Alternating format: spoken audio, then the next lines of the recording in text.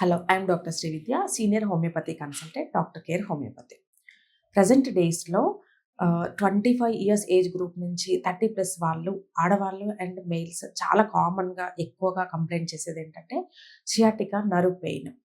అసలు ఇది ఎవరిలో వస్తుంది? ఎందుకొస్తుంది? అనే క్వెషన్ అడుగుతుంటారు. మాక్సిమం పీపుల్ సియాటికా నరం పెయిన్ ఎప్పుడొస్తుంది అంటే ఇదొక డిసీజ్ కాదు. మన లైఫ్ స్టైల్ డిసీజ్. మనం కూర్చునే పోస్చర్‌లో కానివ్వండి, మన డైలీ యాక్టివిటీస్, ఫిజికల్ స్ట్రెయిన్ ఎక్కువగా ఉండే వాళ్ళలో మన శరీరంలో వెన్నెముక భాగంలో L4, L5 అనే డిస్క్ మధ్యలో ఉండే లార్జెస్ట్ నర్వ్ మన బాడీలో. సో, ఇది నడుము భాగంలో స్టార్ట్ అయ్యి 2 వైపులా కాలు తొడ భాగం నుంచి cough muscle and whole the leg spread అయ్యి ఉండే బిగ్గెస్ట్ నర్వ్ మన బాడీలో. సో, శరీరంలో ఎప్పుడైతే మనకు బాడీకి మించిన ప్రెషర్, స్ట్రెయిన్ ఎక్కువ అవుతుందో, నడుము భాగంలో ఉండే వెన్నుపూసల మధ్యలో కంప్రెషన్ ఎక్కువ అవ్వడం వల్ల, స్ట్రెయిన్ ఎక్కువ అవ్వడం వల్ల L4, L5 కంప్రెషన్‌తో వచ్చేదే సియాటికా నర్వ్ పెయిన్. సో, ఇది ఎక్కువ మందిలో ఒక్క సైడే ఉంటుంది. ఐదర్ రైట్ సైడ్ ఉండొచ్చు, లేదంటే లెఫ్ట్ సైడ్ ఉండొచ్చు. సో, అండ్ మనం సియాటికాలో పెయిన్ వచ్చినప్పుడు సెల్ఫ్ కేర్ ఇంపార్టెంట్. అంటే మెడిసిన్ కంటే ముందుగా తీసుకోవాల్సిన జాగ్రత్తలు. ఫస్ట్ ఇంపార్టెంట్ వచ్చేసి ఓవర్ ఎగ్జర్షన్. అంటే ఎక్కువగా వెయిట్ లిఫ్ట్ చేయడం, విపరీతమైన జర్నీస్ ఎంత తగ్గించుకుంటే అంత మంచిది. అంటే ఫిజికల్‌గా బాడీకి అనేది రెస్ట్ ఉండాలి. And second thing posture of the body. కూర్చునేటప్పుడు, నడిచేటప్పుడు, పడుకునేటప్పుడు స్పైన్ పొజిషన్, బాడీ పొజిషన్ అనేది కరెక్ట్‌గా ఉన్నప్పుడు ఈ డిస్క్ ఇష్యూస్ పెద్దగా రావు. అండ్ సెకండ్ థింగ్ మనం తీసుకునే ఆహారపు అలవాట్లు కూడా చాలా వరకు హెల్ప్ అవుతాయి.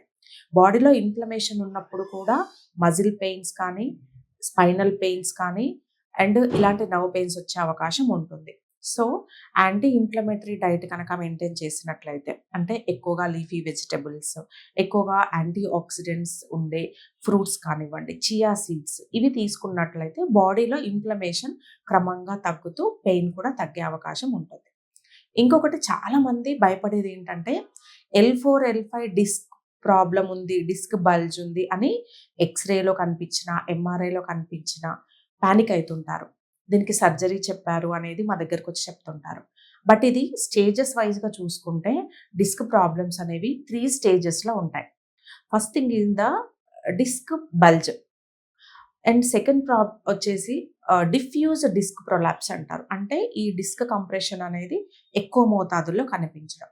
అండ్ థర్డ్ స్టేజ్ వచ్చేసి ఏంటంటే స్పాండైలోలిస్థెసిస్. అంటే ఇది కంప్లీట్‌గా ప్రొలాప్స్ ఆఫ్ ద డిస్క్. ఇది సర్జికల్ కండిషన్‌గా చెప్పుకోవచ్చు. But very few cases proper self care measures ఉన్నట్లయితే ఇవి కూడా వితౌట్ సర్జరీ తగ్గిన కేసెస్ ఉన్నాయి. సో, అన్ని డిస్క్ ఇష్యూస్‌కి సర్జరీ ఫస్ట్ సొల్యూషన్ కాదు అండ్ పర్మనెంట్ సొల్యూషన్ కూడా కాదు. ఇది చాలా క్లియర్‌గా చెప్పొచ్చు. మనం తీసుకునే జాగ్రత్తలు, సింపుల్ హోమియోపతి మెడికేషన్ విధానం, ప్రాపర్ ఎక్సర్‌సైజెస్ ఈ 3 కరెక్ట్‌గా బ్యాలెన్స్ చేస్తే 99% ఆఫ్ ద సియాటికా కేసెస్ ఎటువంటి అదర్ మెడిసిన్స్ కానీ, సర్జరీలు అవసరం లేకుండా తగ్గిపోయిన కేసెస్ అనేవి చాలా చూడొచ్చు. ఎగ్జాంపుల్ ఫ్యూ డేస్ బ్యాక్ మా దగ్గరికి ఒక private school teacher left sciatica పెయిన్‌తో రావడం జరిగింది. తను చాలా క్లియర్‌గా చెప్పారు. ఇంతకు ముందుకు తక్కువగా ఉండేది. ఎప్పుడో జర్నీ చేసినప్పుడు కానీ, ఎక్కువ దూరం నడిస్తేనే, పని చేస్తేనే బ్యాక్ పెయిన్ వచ్చేది.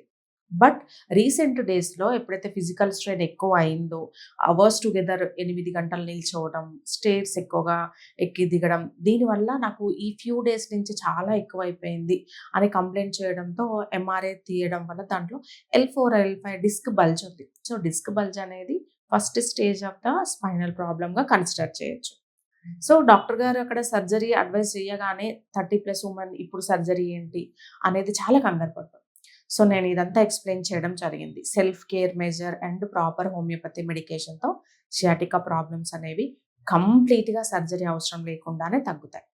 సో, మనం తీసుకునే precautions and constitutional homeopathy treatment కనుక తీసుకున్నట్లయితే సియాటికా నర్వ్ పెయిన్స్ మాక్సిమం కంట్రోల్‌కి వచ్చే అవకాశం ఉంటుంది. సో, ఎవరైతే సియాటికా ప్రాబ్లమ్‌తో కానీ, లేదంటే లంబార్ స్పాండిలోసిస్, సర్వైకల్ స్పాండిలోసిస్ లాంటి స్పైనల్ ఇష్యూతో సఫర్ అవుతుంటారో వాళ్ళు పెయిన్ కిల్లర్స్ వాడుకుంటూ విసిగిపోయి రిలీఫ్ లేకుండా పర్మనెంట్ సొల్యూషన్ కోసం చూస్తున్న వాళ్ళు కింద స్క్రోల్ అవుతున్న నెంబర్‌కి కాల్ చేసి డైరెక్ట్‌గా డాక్టర్ కేర్ బ్రాంచ్‌ని సంప్రదించగలరు.